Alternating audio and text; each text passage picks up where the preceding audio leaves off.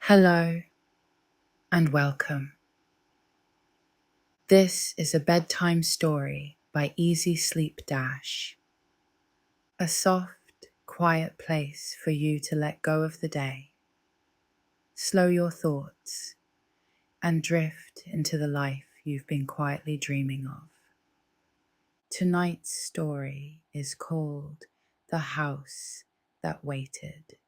It was written especially for women in their 30s, women who've done the work, reached the goals, and are now wondering what comes next. This is a story of rest, of returning to yourself, of imagining a life where peace doesn't come after burnout, but before it. A life that feels within reach. So, make yourself comfortable. Close your eyes and let's begin. The clink of a coffee cup startled Evelyn out of her screen trance. Across the office, someone was laughing too loudly, the kind of laugh that signaled it was after 5 o'clock and the real workday was over. She blinked down at her laptop. The document was done. It had been for 20 minutes. She'd just been reading the same paragraph over and over again, as if a better version of it might emerge if she stared hard enough. Her phone buzzed. Great piece, Evelyn. Nailed it. Another buzz. Can we pull that one line about stillness with teeth for socials? It's gold. She smiled politely at the screen, then locked it. The fluorescent light above her desk flickered once. It always did that near the end of the day, like even the bulbs were tired. She rolled down her sleeves, tugged on her coat, and walked out without saying goodbye. The streets below were loud with life, but her world moved slower. She walked without urgency, her boots clicking in rhythm with the evening. The city hadn't changed.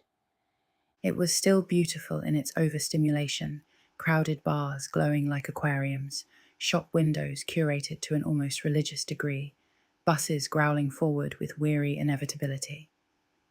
And yet, something felt thinner than it used to, as if the edges of her life had begun to blur. She passed a man selling tiny bouquets of flowers in jars. He didn't call to her, didn't try to sell, just stood, still and quiet, as if he were part of the sidewalk itself. The air smelled like roasted nuts and wind. She couldn't decide if it made her hungry or sad. 2 more blocks, and she reached their flat, top floor of a narrow old building that tilted ever so slightly toward the street, like it wanted to see what people were up to. Evelyn climbed the stairs slowly. She always did. Her legs weren't tired. She just liked the hush that came with leaving the city behind one floor at a time. Inside, the flat smelled like bergamot and whatever Alex had tried to cook. She heard the rustle of him moving before she saw him. Then, from around the corner, he appeared with a dish towel over his shoulder and a smear of flour on his cheek. "Hi," he said, like it was the best word in the world. "Hi," she said back, dropping her bag on the worn bench by the door. They kissed briefly, warm, familiar, like folding into a favorite jumper. He took her coat, tossed it over the hook, and nodded toward the kitchen. "I tried to make that spelt thing from the show you like." She peeked into the pot. It's grey. It's rustic, he corrected. But also, yes, very grey. They ate on the sofa, legs tangled, bowls balanced on knees. The radio played low jazz in the background, like the flat itself had decided to unwind. I got a weird feeling at work today, she said between bites. Alex looked over, half a spoonful poised. Weird bad or weird interesting? Neither, she said. Just quiet. Like everything I've been building just stopped feeling like something I need to build. He nodded. Didn't push. It's not burnout, she added. I'm not tired. I'm just... She searched the ceiling as if it might hand her the right word. Done. Not in a dramatic way. Just done. Alex chewed, then said, Sounds like a good time to make space. She looked at him. I mean, he went on, you've hit the top of your ladder. Maybe it's time to build a different one. One with fewer rungs. Evelyn laughed softly. That sounds like something you read on a yoga Instagram account. Yeah, yours. She nudged him with her foot. That night, while Alex read beside her, Evelyn stared at the ceiling. The bedroom was dim, lit only by the soft pool of amber from his reading lamp. She loved that light. It made everything feel like a painting. Warm, contained, intentional. She wasn't unhappy. That was the strange part. She had everything she'd ever said she wanted. The job title, the portfolio, the flat, the love, the life. It was all intact, polished, enviable from the outside. And yet, the silence inside her had begun to deepen. Not a hollow silence, just space. A sense that something was meant to echo there, and hadn't. Alex clicked off the lamp and rolled toward her, hand finding hers under the duvet. They didn't speak. They didn't need to. She dreamed, not of work, not of emails or deadlines or missed trains or men with her coffee order.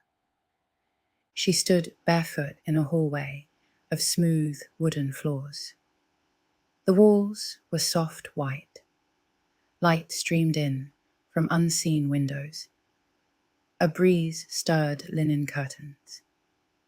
There was a kitchen to her right. She could hear the sound of water, not rushing but lapping, like a lake against the shore. A kettle whistled far off, faint and gentle. She walked slowly toward a wide open doorway. Outside, a lake stretched beyond a patch of soft grass and tall reeds. Sunlight kissed the surface of the water, turning it to glass. Trees framed the far bank, tall and slow-moving in the breeze. She stepped onto a wooden porch. The planks were warm beneath her feet. There was a chair with a woven cushion, a clay mug on the railing, a book left open beside it. The smell of thyme and wood smoke. She felt no need to ask where she was. The answer lived in her bones. She woke just before dawn, still holding Alex's hand. The ceiling above looked unchanged, but everything beneath her skin buzzed with a gentle electricity. Not adrenaline, not fear, just attention. A hush. The feeling you get when something is beginning. Not with a bang, but with a door opening quietly in the back of your mind. She sat up, pushed back the sheets, and stepped into the stillness of the flat. She made tea, held the warm mug between both hands. Outside, the city was beginning to stir. But inside, something had gone still in the most beautiful way. She stood by the window and whispered aloud, as if saying it made it more real. I've been there before.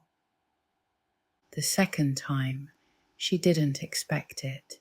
She had gone to bed late, head full of page proofs and an unfinished invoice. The flat had felt warmer than usual, the sheets tangled. Her sleep, when it came, had been light. But then the air shifted, and there it was again. The house. The same hallway, wooden floors, smooth and worn with age. That soft light spilling in like honey from the windows. Curtains catching the wind. She stepped through it with a kind of reverence, not because it was sacred, but because it felt known. Familiar, not in a dream logic way, but in the way one remembers the shape of a childhood home, the creak of a certain stair, the way the light changes in different seasons. The lake called gently beyond the glass. That same low, lapping sound, like breathing. And when she woke, sharply, as if tugged, she felt not disappointment, but grief. The grief of leaving somewhere safe. Over breakfast, Evelyn stirred honey into porridge without tasting it. Alex scrolled the news with his glasses sliding down his nose. The sound of the kettle boiling played counterpoint to the clink of spoons and ceramic. She waited until his second sip of tea before she spoke. I dreamed about the same house again. He looked up. The one with the lake? She nodded. And it felt... I didn't want to leave, she said softly. I wasn't ready to come back. Alex's gaze held hers a beat longer than usual. Then he smiled. You'll get back there. That's how dreams work. She thought of correcting him, thought of explaining that this dream didn't feel like fiction. But she didn't. Some things were truer when left unnamed. Over the next few days, it kept happening. Not every night, but enough. The house remained consistent, its details growing clearer. She noticed new things. A woven rug beneath the kitchen table, the smell of rosemary when the door opened, the faint sound of wind chimes somewhere in the garden. In the dream, she sometimes found herself standing barefoot at the sink, rinsing fruit in a clay bowl. Other times, reading on the porch with her legs tucked up beneath her, wrapped in a blanket that smelled like cedar and salt. It didn't feel symbolic. It didn't feel like a message. It felt like a place she had simply forgotten how to get to. The lines between waking and dreaming blurred gently, like watercolors bleeding at the edges. She passed a florist's window one morning and stopped mid-step. A pot of blue salvia sat in the display, identical to the one from the dream's kitchen windowsill.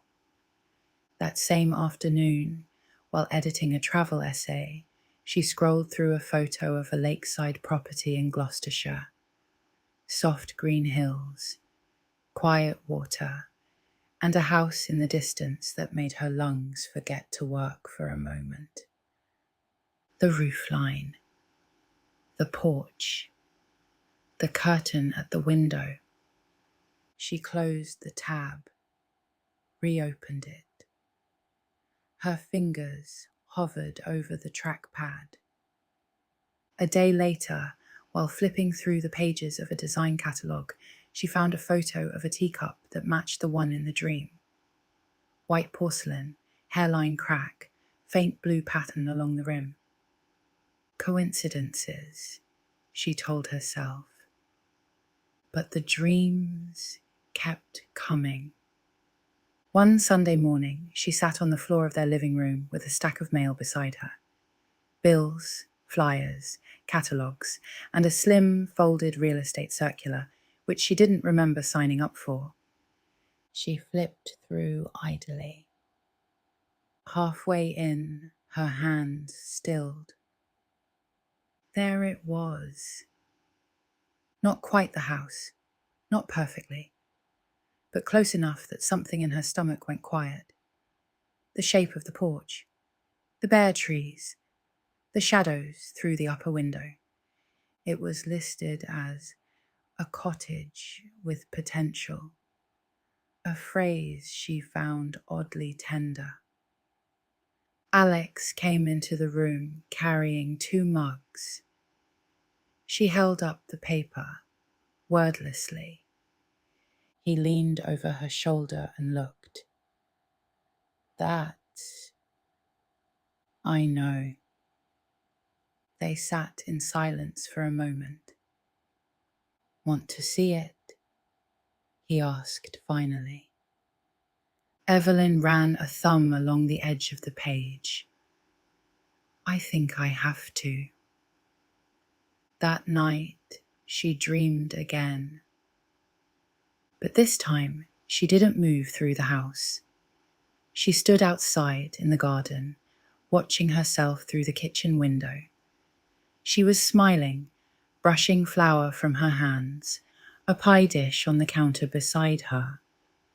And in that moment, Evelyn realized something with clarity so soft, it almost hurt. This wasn't a fantasy.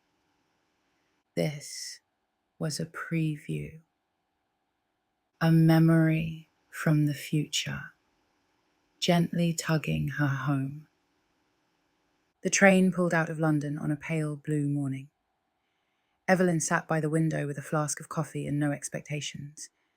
Only a hum beneath her skin.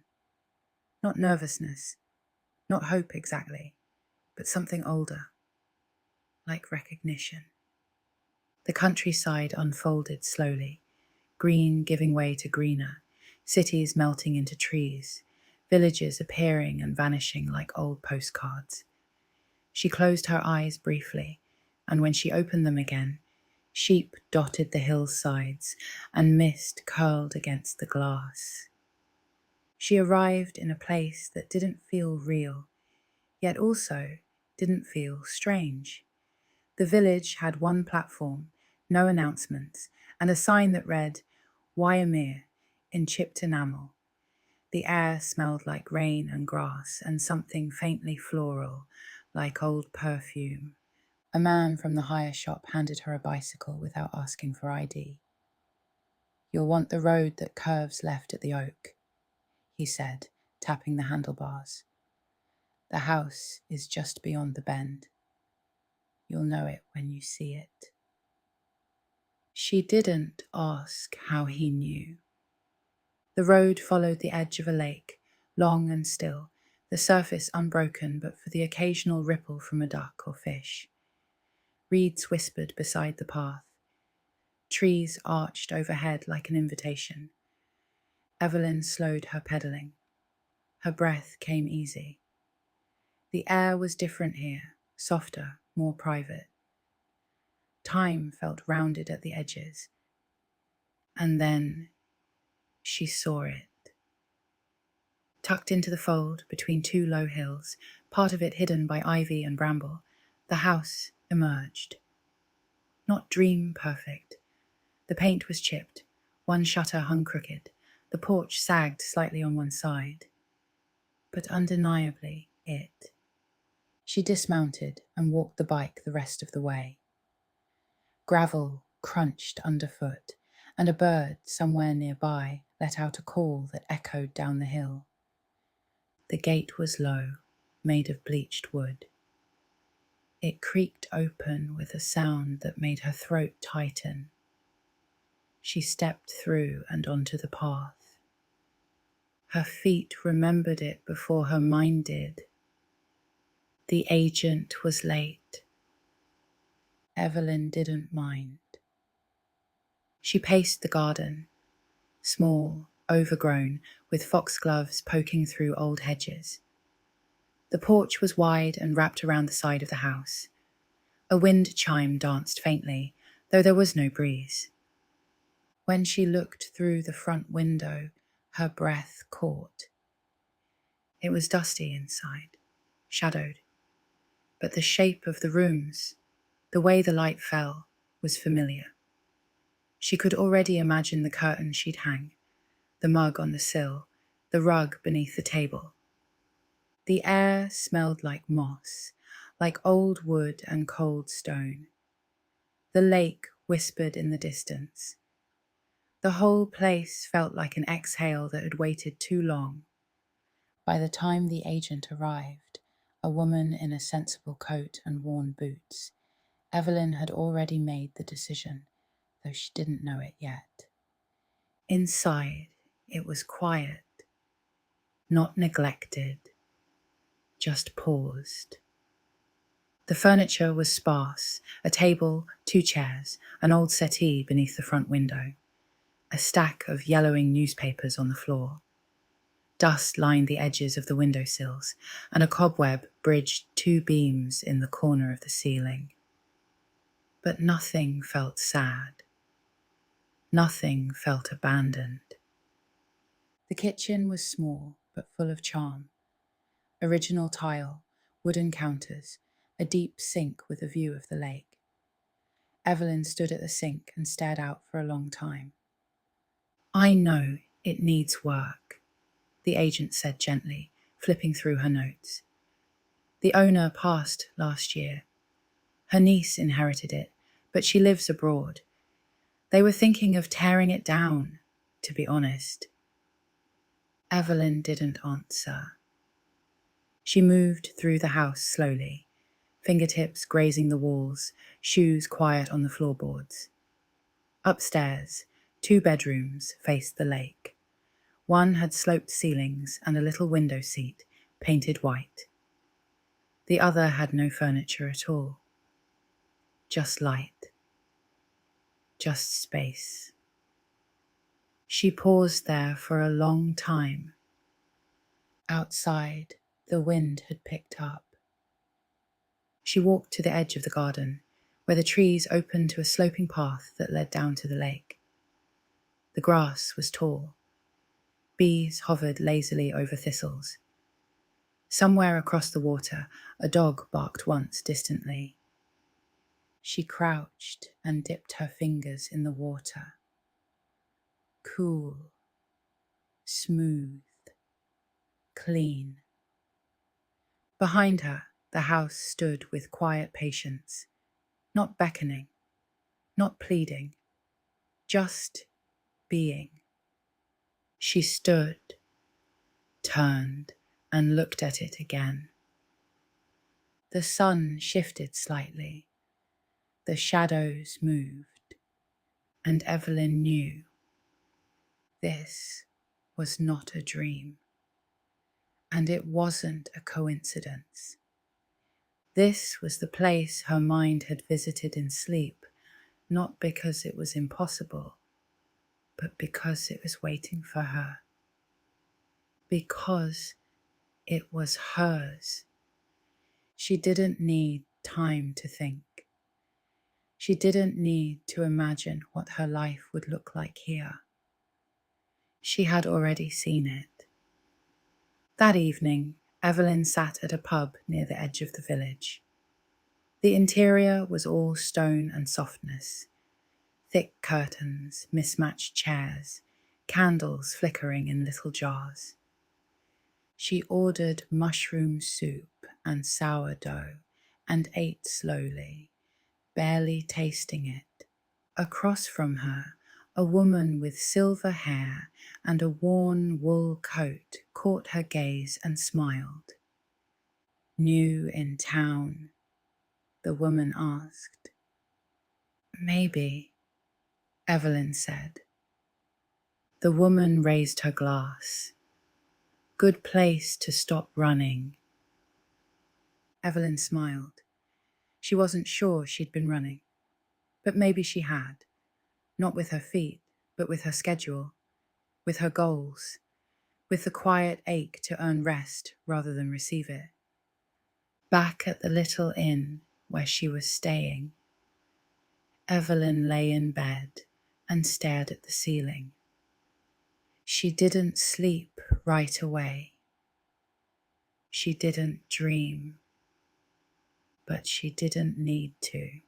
The house was no longer something she had to visit. It was now somewhere she could return. The house was hers by the end of the month.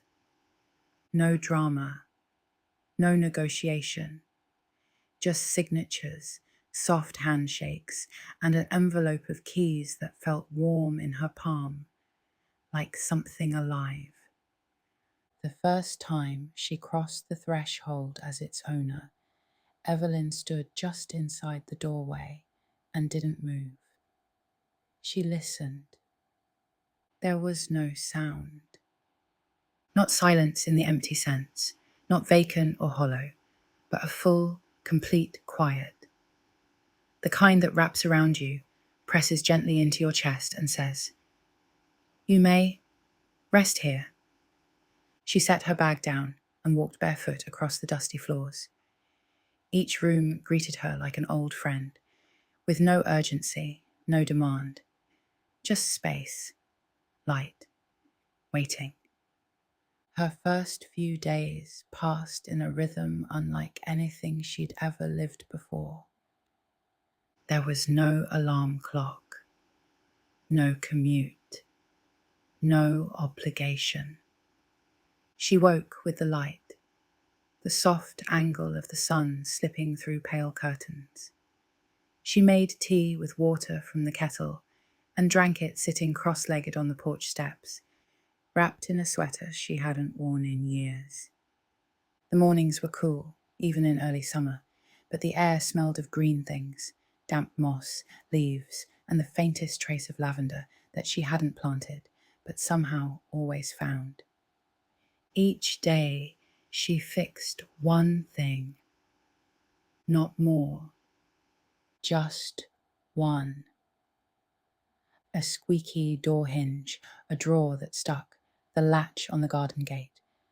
The smallness of each task felt sacred. She didn't rush. She didn't list them. There was no finish line, only unfolding. The house began to change. Or maybe she did. She cleaned each room by hand, not because it was dirty, but because she wanted to touch the place, to trace its corners, open its windows, let it breathe again. She aired the linens. She placed bowls of rosemary and dried lemon peel on the windowsills. She swept the floors slowly, carefully, the bristles whispering across the wood like a kind of prayer.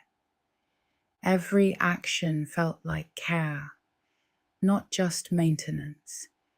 She didn't decorate. She arranged, as if the house had preferences and she was only helping it remember what it liked. The dog came on the fourth morning, a grey, speckled creature with eyes like rainwater and paws too large for its body. It padded into the garden just after dawn and sat beneath the willow tree near the porch, as if summoned. Evelyn offered toast crusts. The dog accepted them politely. She tried a dozen names in her head, but nothing felt right until she whispered, "Willow." and the dog looked up at her like it had been waiting to be reminded. After that, they became a pair, not in the ownership sense, in the shared silent sense.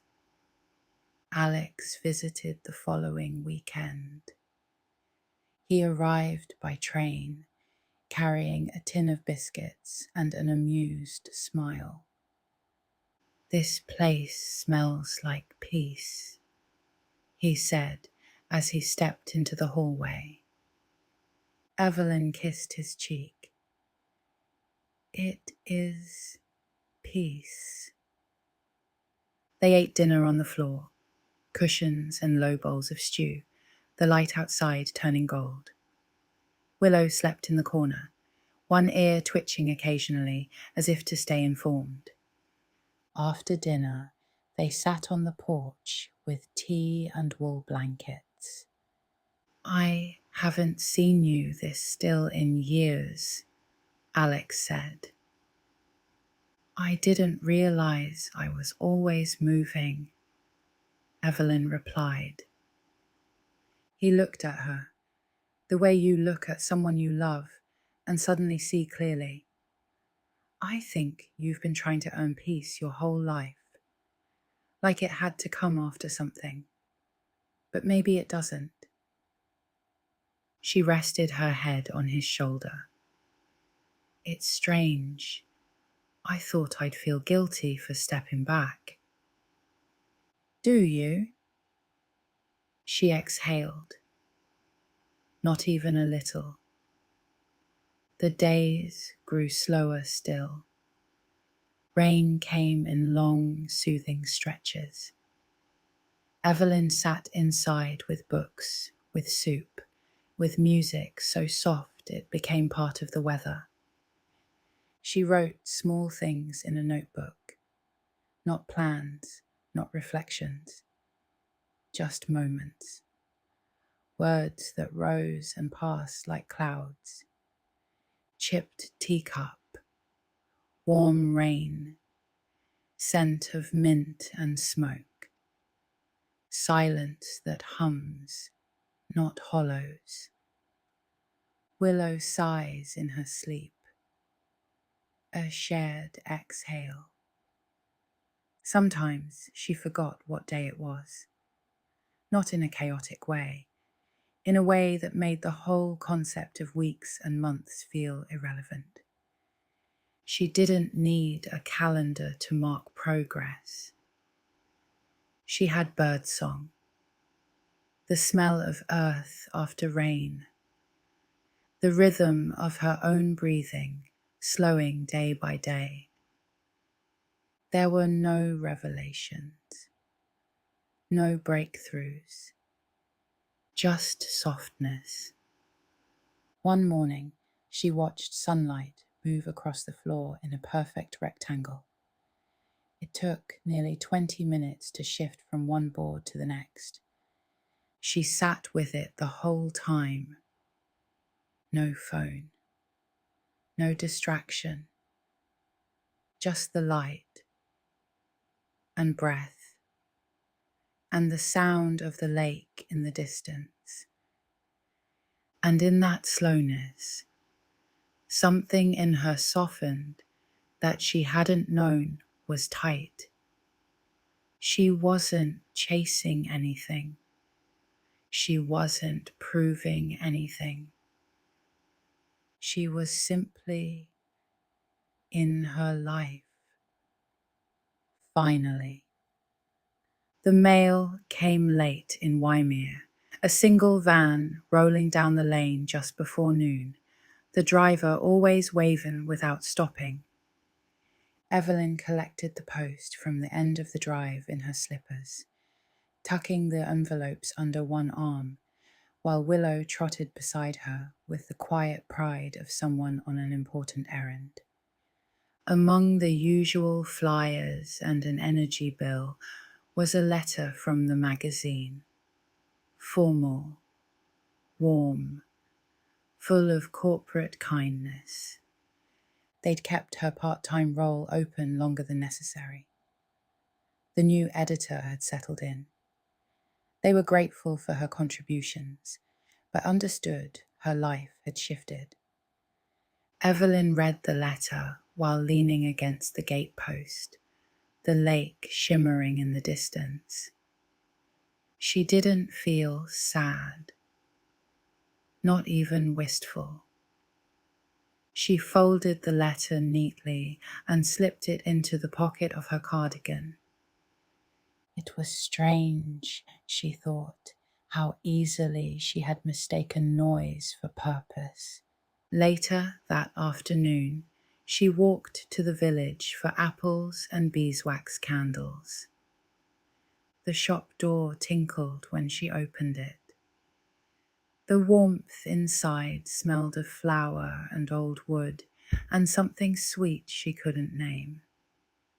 Mrs. Ellis stood behind the counter, arranging bunches of herbs into jars. She looked up and smiled with her whole face. "You've settled in nicely," she said, not as a question. "I have," Evelyn replied. "I'm staying." Mrs. Ellis nodded like she'd already known. "That house doesn't suit the temporary type." Evelyn leaned on the counter. "I thought it might be a phase or a detour, but it feels like my actual life." "That's what home feels like," Mrs. Ellis said, tying a ribbon around a small bundle of lavender. "Not loud, not grand, just real enough to stop pretending you're elsewhere." They spoke a while longer, about the rain, about fruit preserves, about the best way to store linens so they never lose that sun-dried smell. Evelyn left with a paper bag of apples, candles, and a feeling that didn't have a name. Something between being seen and being placed gently into the right hands. Back at the house, she lit the candles even though it wasn't dark yet. The scent filled the kitchen.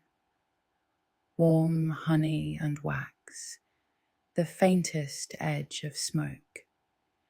She made tea and sat at the table with her notebook, its cover soft and worn now from daily use. She didn't journal in the traditional sense. She simply recorded what she noticed. The color of the sky just after 6, the rhythm of Willow's breathing when she sleeps on her back, how water looks when the wind brushes it gently. She didn't write to remember. She wrote to belong, to anchor herself in her own days. Alex called that evening, his voice low and steady through the phone. "Everything all right?" he asked. "Everything's still," Evelyn replied, her gaze drifting to the porch, where the last of the light had turned the grass gold. "Still good," he teased. "Still everything." There was a pause. "I think I was scared before," she said, "that I'd disappear if I stopped moving." "And have you?" She smiled. "Number, I think I've finally shown up." A few nights later, she woke early. Not from a sound, just a gentle stirring, as if something had nudged her from inside. She pulled on a sweater and walked out to the porch barefoot. The planks were cool. The night was still velvet around her. The moon floated low over the lake, not bright, but whole.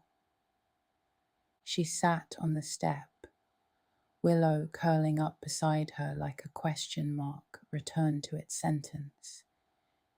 She didn't think about anything grand.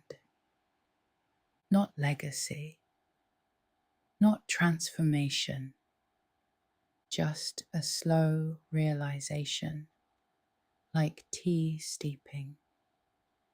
She no longer felt like a visitor in her own life. She belonged to this quiet, to the rustle of trees, to the echo of her own breathing, to the slowness that had, against all odds, begun to love her back. She didn't need to be busy to be real. She just needed to be here. Evelyn woke just before the light did. Not abruptly, not from a sound, just a gentle shift inside her chest, like a door opening to let in morning. The room was warm beneath the blanket, cool at the edges. The curtains stirred faintly. Outside, she could hear the lake, not calling, not whispering, just being. That familiar lapping, like breath, made sound. She lay still for a while, listening to her body. It didn't ache. It didn't rush. It asked for nothing. She slid out of bed and crossed the room slowly, her feet padding against the old wood floor, soft with age and memory. Her sweater hung on the back of the chair where she'd left it last night, and she pulled it on without thinking. It smelled like cedar and warmth. Willow was already awake, her tail thudding gently against the floor, eyes half-lidded with contentment. Evelyn scratched behind her ears. "Good morning, you," she murmured. The dog rolled over, paws in the air, unapologetically relaxed. Evelyn smiled and padded barefoot into the kitchen. The kettle hissed as it warmed. The counter held the usual signs of a life lived slowly. A bowl of apples, 2 mugs drying on a linen cloth, a note to pick up fresh eggs from the village. She opened the window. The morning air drifted in, cool and soft, scented faintly with damp leaves and wood smoke. The lake was just visible through the trees, light starting to skim its surface. Mist hung over the water in threads, dissolving as the sun reached it. She stood there, both hands wrapped around the warm mug, and realized she hadn't dreamed of the house in weeks. Not once.